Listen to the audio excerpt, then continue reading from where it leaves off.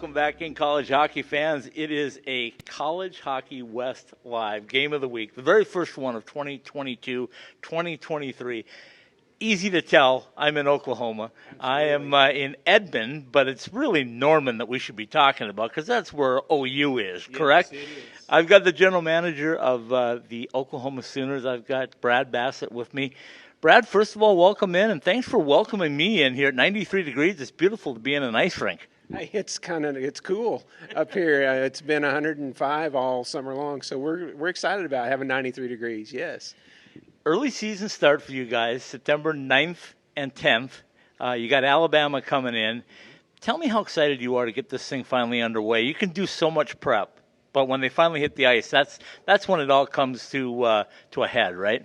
Yeah, I haven't slept in 2 days. Part of it is I being a new GM, I don't know all the little details, but I'm just excited to finally get to see us play because we've been talking about this day for months now, since the last time we played, and now it is here, and I don't care if all the details aren't worked out. I just want to see the guys on the ice. That's all that matters to me.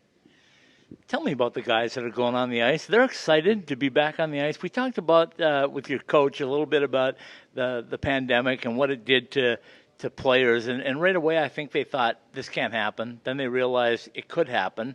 And then something else set in. It's like, oh, my God, I could lose what I love to do in a heartbeat just on a virus.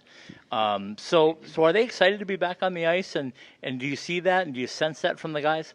Yeah, I really do. These guys, you mentioned the pandemic.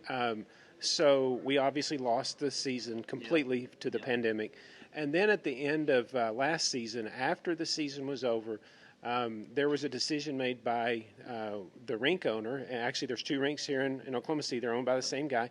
An NAHL team came in and basically caused OU hockey to have to move and to relocate up here to Edmond. A lot of guys thought that was the end of OU hockey. And I can go back to I can go back to my son calling after that meeting and was devastated. I'm sure that OU hockey was not going to be there because he's played hockey since he was 5. Right. And so I found an opportunity to come in and to say, okay, what do we have to do? Right. Blazers Ice Rink general manager Larry Donovan has been tremendous. The rink manager here, Darryl Rowley, has been tremendous. Everybody has rallied around and supported OU hockey. This is a very unique arena and a very unique place to be because there's 3 college teams that are housed in this facility. Wow. And so we've been able to just have a lot of fun and to really see that there is something to OU hockey, and we're celebrating our 20th year. It's going to be fun. Yes, the guys are excited. I don't know that they're as excited as I am, but yeah, they're excited. And they see a light. They see an opportunity now that they didn't have back in April. Okay, I got to talk about that logo because I understand you were the one that put that together. I love that 20th anniversary logo. So anything that you print with that thing on, I'm going to get myself one of them. I can guarantee you that. I think that's so cool. And for a lot of people, we cover the West, and a lot of people don't realize that there's hockey all over. I mean, the ice is the same everywhere you go. It doesn't matter if it's 93 outside in Edmond, Oklahoma, or if it's, 22 below in International Falls, Minnesota. It's still the same ice. Both teams are going to play on it. The beauty, though, is that great hockey players are coming from all over. I mean, there's some great youth players that are coming up, and I know you have some right here at OU. So tell me a little bit about the caliber of play and how good it's gotten, because your son has played for a long time. He has played for a long time. This is a very, I would call this more of a younger team, because while we do have a lot of guys that are that have been at OU for 3 or 4 years, they're sophomores, juniors, seniors. We've got a lot of kids that came to us straight out of travel. Okay. We've got several that have played juniors and have played a full run of juniors, but we have several kids that are 18, 19, 20 years old, which is very young in college hockey. So I say we have a little bit of a young team there. Okay. If you compare them to one of our rivals, we're a very young team. But I think the skill level is, without question, comparable to any other Division I ACH team. Okay, so let me ask you this. When you look at players now that are getting on the ice, and I did a little thing about that year. Well, during the pandemic, I took a month. I left Phoenix, Arizona. I drove for 30 days straight. I went on the road because I wanted to see how close the 16 and 26-year-olds that we cover. Basically, that's the group. I want to see how close they were. So I saw USHL. I saw the Frozen Four. I saw the ACHA National Tournament. I saw ECHL. I saw AHL. I saw the under-18s play down in Texas. And when I was there, I said, man, it's really close. It's really close. I mean, there's some players that can play almost immediately out of college. And there's guys going from the ACHA to play professional hockey, whether it's overseas or ECHL or wherever it may be. So how excited are you to see what you can produce right here at OU? Oh, I'm just thrilled. And I really do think that we've got great talent. I think we've got guys that, you know, sometimes ACHA gets considered to be the stepchild because we're not NCAA. Well, you could take this team and put them against probably most D3 schools in NCAA, and good chance that we'd win. Yeah. And so to see that and to see their skill level and to see their desire to play in a non-scholarship, these guys are paying to play. Right. And to see that and their passion and their desire and their skill is phenomenal. So it's great to see that. Glad you led me into that. That's the last question for you. Pay to play. It's not easy. You have to raise funds. You have to do different things. You and I talked about a little bit off camera. But when we talk about what you want to see out of this program, it's day one, basically, tonight, game one. Where do you want to see this program by the end of the year? And what would be a success for you as a GM at the end of the year? Not only on the ice, but off. So, obviously on the ice, our goal is to get to national tournament, without question. Off the ice, I am tired of hearing people say, oh, OU has a hockey team. So my goal as GM, and I've challenged every member of this team, we're going to reduce the number of people on the campus in Norman that say, oh, I didn't know OU had a hockey team. And we're going to do everything we can to market it and to have fun and to make it something that people want to come to. We're going to try to get VIPs to come in. We're going to try to get the president of the university to come drop the puck. We're going to do everything we can to make sure that people understand that not only does OU have a hockey team, but it's good hockey. And like I said, we've got 3 colleges that are playing in this arena, and to capitalize on that, you know, we might have a back-to-back series here where we're playing a game, and right after there's another one with one of the other teams that's housed here. So it's going to be fun for hockey in Oklahoma.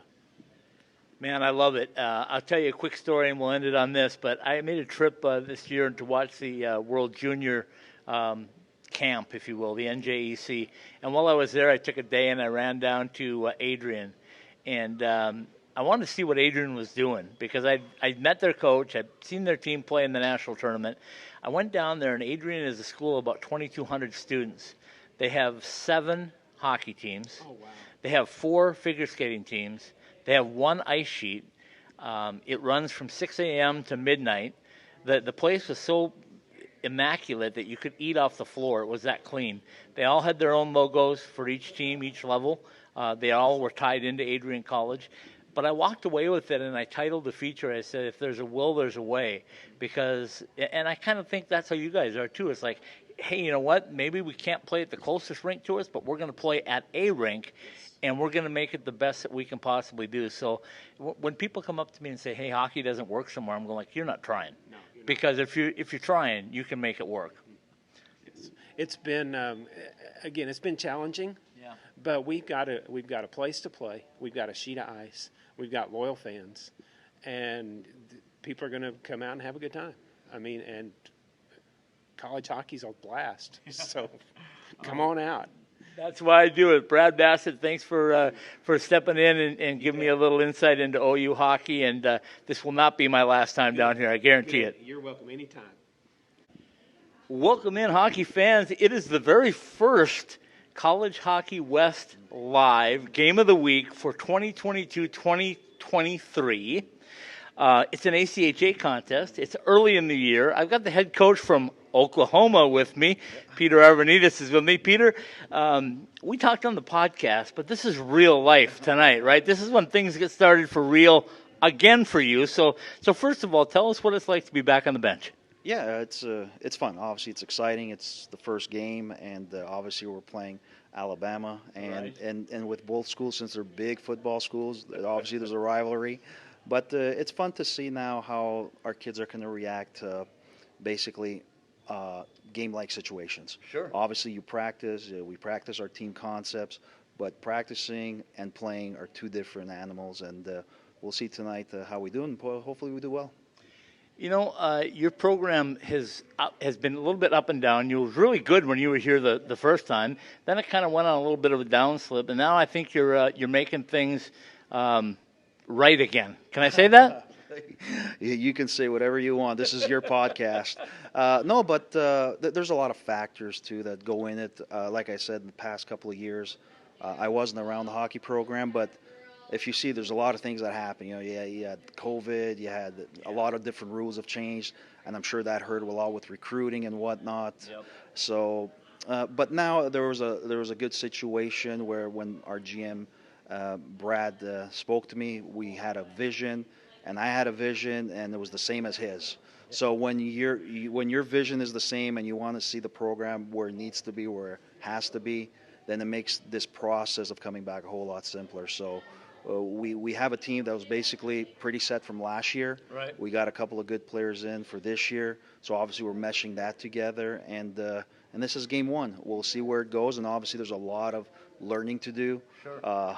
Like I've told them in our first meetings, it was, whatever you guys learned the past couple of years, we got to set to the side. Right. This is a new coaching staff, and this is new systems, new concepts, brand new structures. So I don't expect them to learn it right away, as much as you'd like that. Right. It's just not realistic. We're literally telling these kids to learn something that hockey teams have learned in like 4 or 5 months, and we're telling them to learn it in 3 weeks. Yeah. So obviously, patience is something, and obviously we're going to give them every necessity that they need to get it down. And like I said, today's the start, and hopefully it'll continue. We used to use the word club. It's a 4-letter word now that we threw out. Yeah. So it's now college hockey. Good for you. It's a different brand of college hockey, but let me tell you, it's gotten a lot closer. I watch a lot of hockey games, and ACHA D1 hockey has gotten a lot closer. The WCHL has gotten a lot closer to NCAA programs. And then you see a program like Lindenwood that's able to make the jump, and UNLV contemplating making the jump. And there's a lot of factors, but one of them is, and this comes from Greg Powers at ASU, is like you've got to win at the level you're at first before you can consider making the jump. How important is that for you to be that successful and then let the chips fall where they may, maybe down the road? Yeah, he's got it right, and it's happened with ASU. It's happened with Penn State. Yep. It's happened with Lindenwood, and they were all very successful programs, but they were successful every year. Right. Now, did they win championships every year? No, Right. but they were very competitive every year, and that's where you want your teams to be.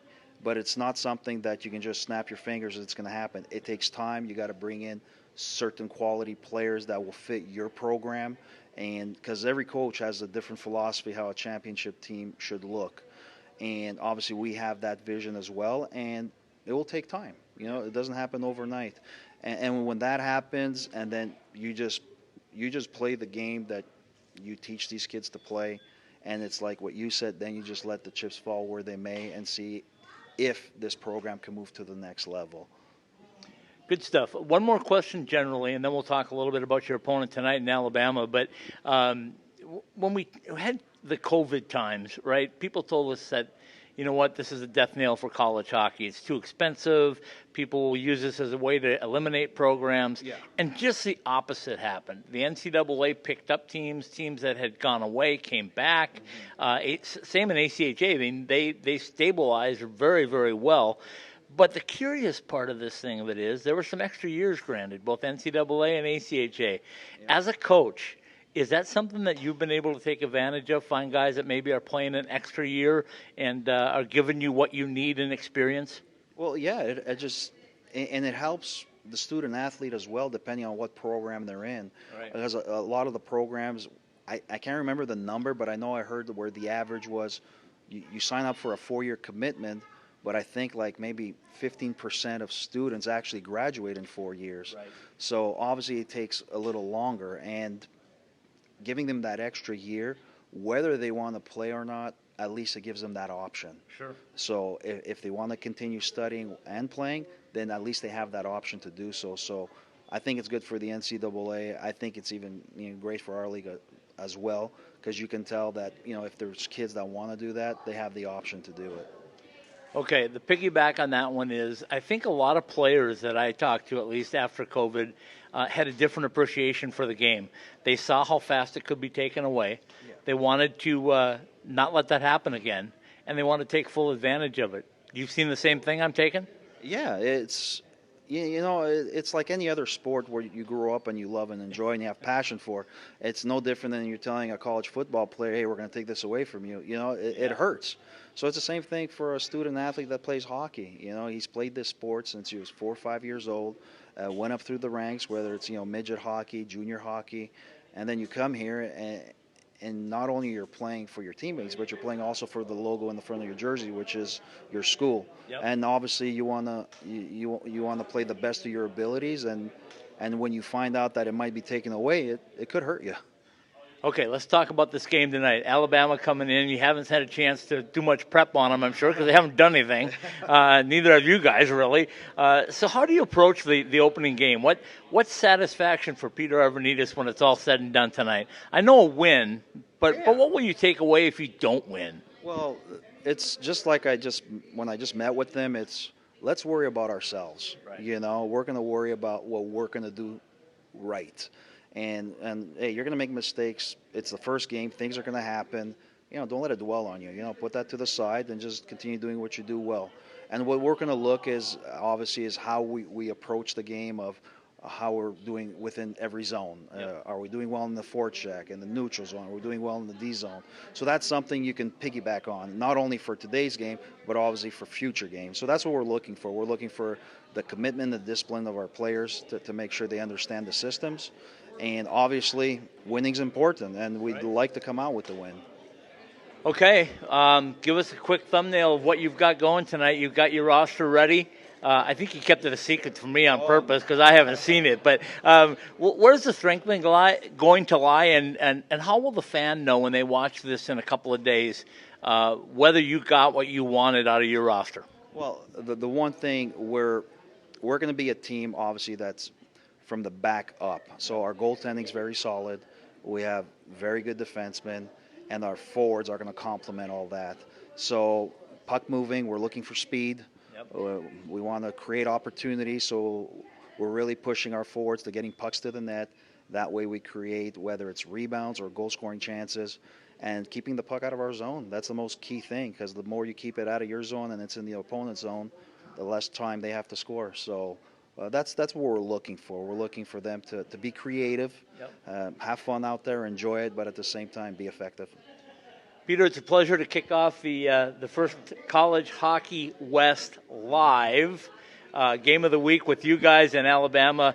I know you're in a different building. It doesn't make any difference to you. The ice is the ice. The fans are going to show up. It's going to be raucous. I can't wait for it to get started. Yeah, perfect. Well, thanks for having me, and I appreciate it.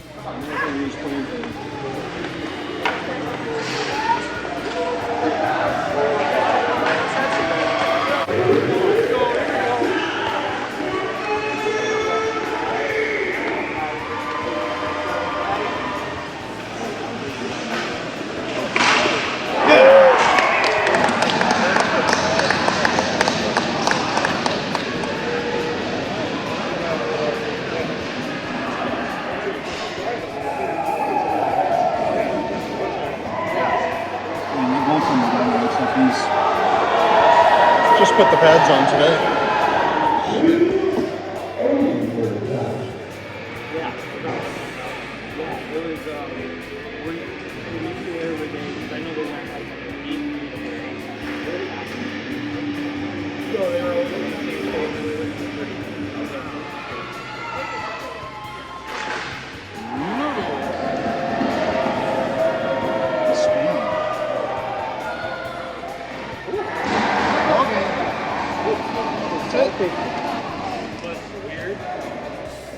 Welcome back in, college hockey fans. It is the first College Hockey West Live game of the week.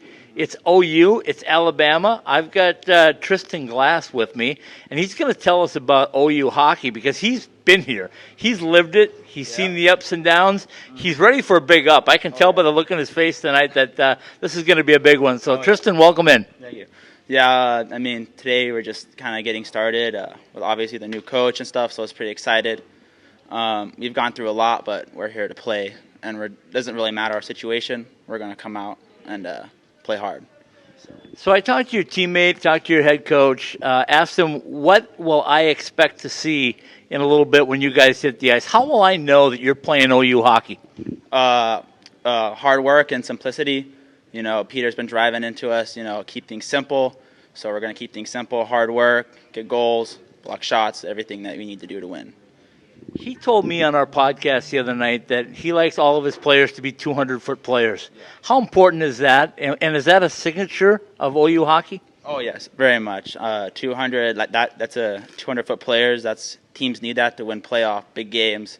And every game is a big game for us, so we're going to win. So practice, we've been, drilling and back checking, D zone, forward check, everything. So, yes. Really hard to kind of forecast what your opponent's going to look like when it's the first game of the year. Yes. But when you guys get on the ice tonight, it's more about what the Sooners are going to do versus what Alabama does, correct? Yep. So, like Peter said, we don't know these guys. He hasn't been here. He doesn't know how to play. So we're just going to stick to our game and play our game. And it should do fine against any team, no matter who they are. Tell me about your team. You got good goaltending, you got good defense, and you got some guys that can put the puck in the net. So where's the strength lie here, or is there none? The strengths lie everywhere. Like I said, good goalies, good forwards, good D. We have a good core of guys. So, it's hard to say where the strength lies, but no, it's good. Okay, so let me ask you this. The WCHL, the Western Collegiate Hockey League, has gotten to be really, really good. You took on, you got UCO right here, the defending champs. You know what Arizona State, UNLV, you know what all those teams are like, Missouri State. I can go down the list. Yeah. What do you guys have to do to get to the top of that list? Again, just, keeping simple, playing as a team, playing together. Like I know Bick said earlier, you're a team, so, our family, so keeping that tight-knit and playing for each other, we'll get there. How do you do that as a guy that's been here for a little while? How do you get everybody together on the same page? And is it difficult, or do guys start to come together just by putting on that jersey and that T-shirt, that hat? Mm-hmm. Yes, guys, we do things as a team, all kinds of stuff. But, yeah, it kind of comes, obviously, in the beginning, it's, going to be a little different. Guys playing, I haven't played with each other for a while, but it develops really fast. And I think, the guys we got in there, we're already pretty close, and we're ready to go. So, Tristan Glass, I appreciate your time. Good luck tonight, and let's get a W right off the get-go, okay? Sure. Thank you. Thank you, man. Appreciate it. Welcome back in, hockey fans, college hockey fans. It's College Hockey West Live, the game of the week, the very first one for 2022-23. Cameron Bickford is with me. Is with me to talk a little OU hockey. So OU taking on Alabama, your senior year. Mm-hmm. It's been crazy because there's been a pandemic. There's been ups and downs, all different things. But I can see by the smile on your face that you're ready to play some hockey tonight. Absolutely. I am excited. It's been a long time coming with going through a lot of stuff in the off season, switching rinks and all that. Bunch of new faces around the room. Just excited to get out there with the guys and see what kind of team we have. It's always difficult to start a season. It's a little different when you have a new coaching staff, and like you said, some of the guys are new and some of the guys are old, and you got new systems. You really don't know what's going to happen. But if you can give me a little summarization of what I'm going to see tonight, what's OU Sooner hockey going to look like when I see you on the ice in a few hours? We are going to outwork every team we play. We're going to do the little things right, and we're going to be very disciplined when we need to be, and just stick to what we know how to do. Coach told me a little bit. He couldn't really scout much first game of the year, right? So it's more about you guys. Yeah. So how will I know if OU hockey is playing OU hockey? Lots of hits. Yeah. Working our ass off, honestly. Yeah. Sorry for cussing. I don't know if I could do that. Just working hard, man. Yeah, it's hard to do for the first game. We don't really know what to expect. We haven't played a game with each other.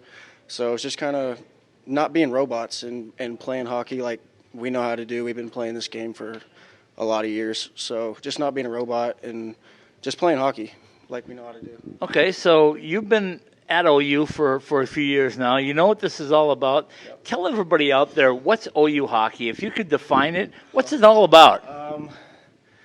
It's a family. Yeah? It's a family. It's guys coming from all around the country, wanting to play hockey, wanting to represent our school in the best way we can, and we just got bonding like a family, and it's tight-knit, and that's what it is, family. Okay, so we know NCAA sports, we know OU football, all that. How does OU hockey compare, and where do you guys want to be ranked within your school? You want people to know that you guys are athletes too, right? Yeah, so we're actually in the middle of getting more exposure for our team. Not being from Oklahoma, not everybody knows that we have a hockey team. So we're on campus all the time, handing out flyers and just trying to get the word out that we do have a hockey team, and it's very fun to watch for everybody that is interested and don't mind coming up to a game. So it's a little different because you're in a new rink right now, but it really doesn't matter. Ice is ice to you guys, right? Yep. We'll play them here. We'll play them in Alabama. We'll play them on a pond in Canada if we need to. It doesn't matter. As long as we I want to see that. I want to see a pond game. I want to see that too. Okay, so final one for you. Give me a thumbnail about ACHA D1 hockey. I watch a lot of it. We've done this for 7 years, and I know how good it is. I know how good your league is. That's part of the reason why I cover it. Yep. But how good has it gotten over your 4 years of being a Sooner? It's vastly improved. When I got here my freshman year, I was not expecting the level that I got, and I learned real quickly that this is a good league, and guys here aren't messing around. It's not just a cakewalk. You got to put in the work and get better because the guys in the league are getting better too. So we got to keep up, and it's not as easy as I thought it was going to be. That's what so yeah, that's. Cameron Bickford, I appreciate you spending some time with us. Go out there and get a W to start the season. Okay. We're going to try. Thank you very much. Thanks for having me. Absolutely. Thank you.